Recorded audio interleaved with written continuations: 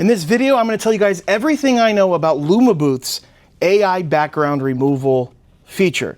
What this is, it's literally just a feature where the software will crop out people and put whatever digital file you want there.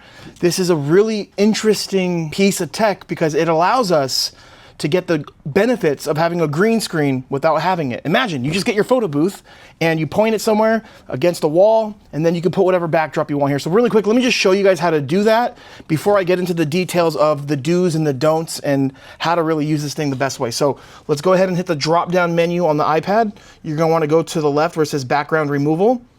You wanna click on, and then you wanna make sure down here you have it selected to AI background removal. And you see my paper, it's kind of like going in and out because it doesn't do well with props, but we'll talk about that in a second. So let's talk about getting it onto the software. You click the little plus sign and you go to choose. And from here, you should already have the file you want to use saved onto the iPad. So I have mine right here. And that is for the background image. You're going to hit OK. So if you're wondering, well, Drew, what size do we recommend? Or what size should we go into Canva with? It tells you right here. Look below that. It says recommended size. And if you change the orientation of the iPad, that should get flipped around. So it tells you right there. So let's go ahead and launch event. All right. So I'm going to hit the photo button. And you're going to notice quality's not the best because I really don't have any extra light. My ring light's not even on, by the way. So I'm going to just show you guys the difference and how important the light is here. So I'm going to actually turn on the ring light. Okay. This is better than the first. So I'll just pose. And I only have it set to one photo just because that's what we're doing here. So boom, look, I'm at a Clipper game, and we'll go ahead and exit out of this. So I just wanted to show you guys what it's like. So let's talk about the don'ts, right? Like there's some things that you can't really use this for, and boomerang and video is one of them. The more you move, the more the software is not going to be able to crop. So if you're going to use this feature, I recommend only using it for the photo and the GIF because those are both photos. And if you don't know what I mean, I'm going to do a boomerang here and I'm going to make some movements and you'll see what I'm saying. Boomerang. So you see here, you can kind of see it's just the quality goes down and you can kind of see the outline's not the best. So that's kind of why I wouldn't recommend it. I mean, some people would look at that and say that's okay. Really quick, we have a sponsor for today's video. Shout out to me, photobooth101.com. You guys, I have to plug my business really quick. I don't do enough promoting. So Photobooth 101, you guys, we sell the best iPad photo booths that you can buy. We have the most beautiful backdrops for you guys to use for your business. We have a catalog with over 1,000 different designs. We sell some of the coolest photo booth props. We even have printer supplies if you want to start printing, photobooth101.com. And I also want to mention, if you're new to Lumabooth, right? If you found Lumabooth because of me and you want to sign up and you want to get a discount and you want to get group chat access, we have a link for Lumabooth. If you're watching this on YouTube, it's in the description. Use our link, you create your account, you pay for it, send me an email or DM me, say, hey Drew, I signed up with your link. TikTok, it's in the bio, but we have a group chat for the people that use our link. So go ahead and do that. But sorry, let's just get straight back to the video. And yeah, I had to do the plug. But where the feature really fails, and I wish there was an update to this soon, I don't know how easy this would be to do, is the software, this feature, it does terrible with props. So whenever I'm using this, we always recommend not to use props. And if you don't believe me, let's try it, right? This is just a mask.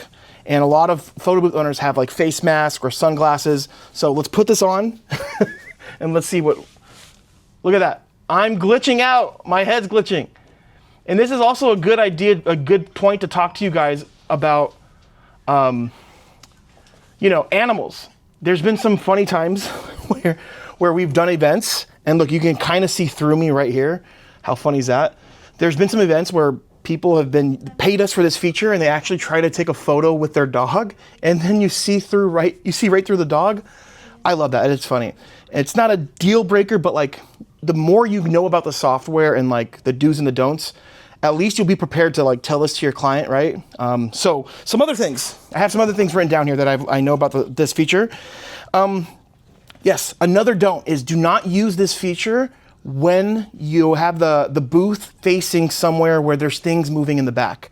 So let's say you're at a party and it's on the wall, but it's facing towards the crowd. If there's people moving behind you, it's not gonna work well. Trust me, just make sure you have it pointed at a wall or pointed at a backdrop so that there's no movement.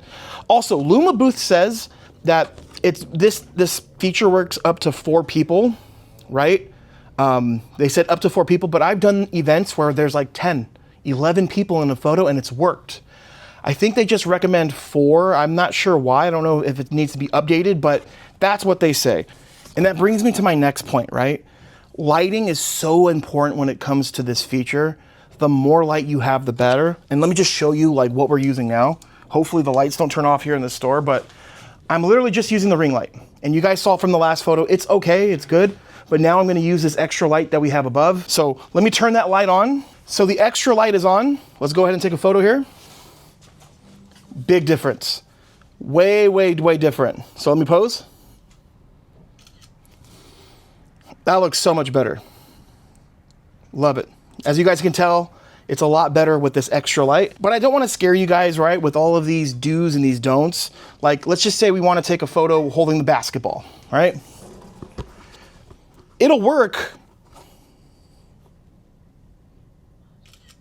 But if this thing is being moved, it's not going to work perfect. And let me X this out really quick and just show you, right? So look, so you see, it's very finicky. You really have to make sure you're holding it still. Dude, how sick is this, man? Let's talk about, I guess I talked about the do's and don'ts. I've told you guys everything about this, minus one thing, distance. You want to make sure the booth is not too far from the subjects, because the further you are, obviously the less the light's going to travel, and it really does work better when they're up close. And it even tells you that in the Lumabooth software, like keep it close. But the possibilities, if you know how to use this correctly, this can be an easy upcharge. I know some people charging $200, $300 to activate this. It takes literally 2 minutes to make the actual design in Canva, a few clicks of a button, and let's just say you're starting off and you don't have a bunch of backdrop options, right? Let's just say you don't want to break the bank. This is perfect. I mean, it's not as beautiful, right? I mean, yes, the photos look cool. You can have whatever backdrop, but there's still something to be said about actually having backdrops. In person, a backdrop looks better than just facing it at a wall. Hopefully that made sense. But, you know, there's been times where this feature has actually saved us. Like the times where we've been at venues where the ceilings were very low and we weren't told that they're gonna put us in a place where the ceiling is 6.5 feet. These backdrops are too tall. So knowing this, we were like, hey, we'll just do a digital backdrop. And that has helped out so many times.